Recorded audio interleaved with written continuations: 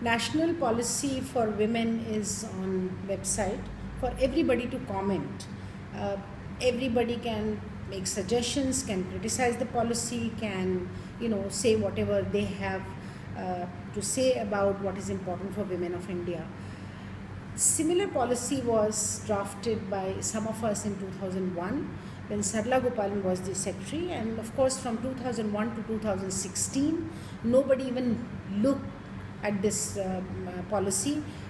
It just was biting dust in the almiras of the ministry. Nothing really was done.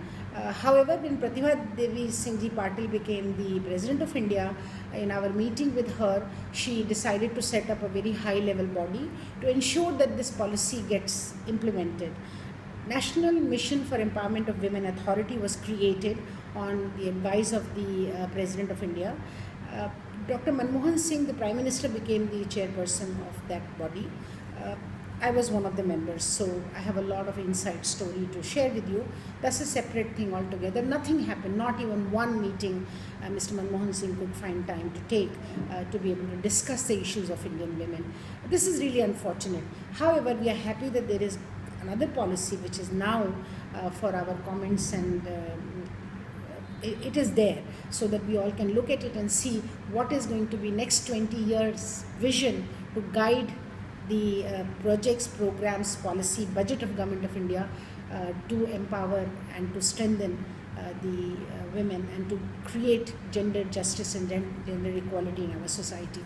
This is really very strange because when you look at the situation around, every day women are meeting most serious, most horrendous form of attack on their bodies, sexual assault, domestic violence, acid attacks.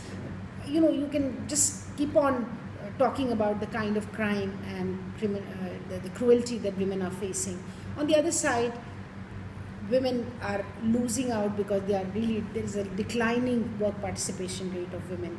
Women are really not going in large numbers in terms of primary education. However, this policy really is a kind of departure because it really changes that whole approach of welfare. Do something for women, give them something, their lives will be better. From there to a rights-based approach. So from welfare to rights-based approach is really in the core of this policy.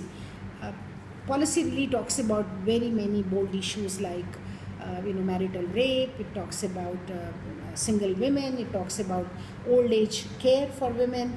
It also is looking at possibility of creating committees to deal with sexual harassment at workplace for informal sector women.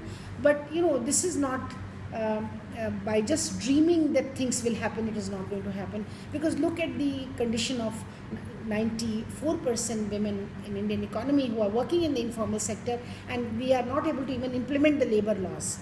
There is no protection, there is no safety and security at the workplace, there is no decent working conditions, leave alone that we are not able to ensure minimum wages to all the women working in the informal sector. So it has to be a kind of comprehensive approach. Any policy which leaves out concerns of scheduled caste women, scheduled tribe women, minority women, that is 70% of India's women, then I don't think the policy really is focusing on the women of India and the larger constituent. Women are not a homogeneous group. Each part of the country has different kind of issue, from Kanyakumari to Kashmir, from Nagaland to Gujarat. We have to see that women, area specific, women specific, the community specific programs are thought through and really put into action.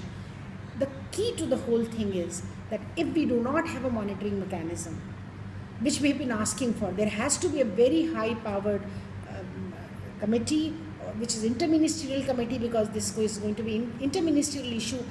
Unless there is a high powered committee which is really located in Prime Minister's office to monitor, review, make impact assessment of this policy again may meet the same fate as 2001 policy. So most important thing is to have a high powered mechanism, and second most important thing is that without money, without resources, we may make as many announcements as we want to, is very good idea to talk about rest of the things, but unless there are resources allocated, it is not going to work.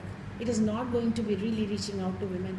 And third, which is very important thing, is that policy has to challenge a few cultural, religious, social notions. It has, nowhere we have dared to talk about triple talaq in this.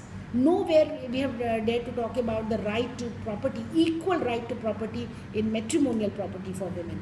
Nowhere we have been, bold enough to talk about all kinds of personal laws to be totally rejected and to have a kind of modern law which will govern all citizens of India.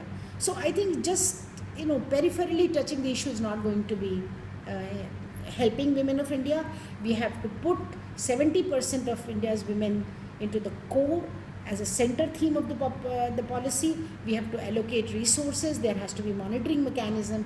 Then only this national policy for women is going to become a dream which is going to be realized.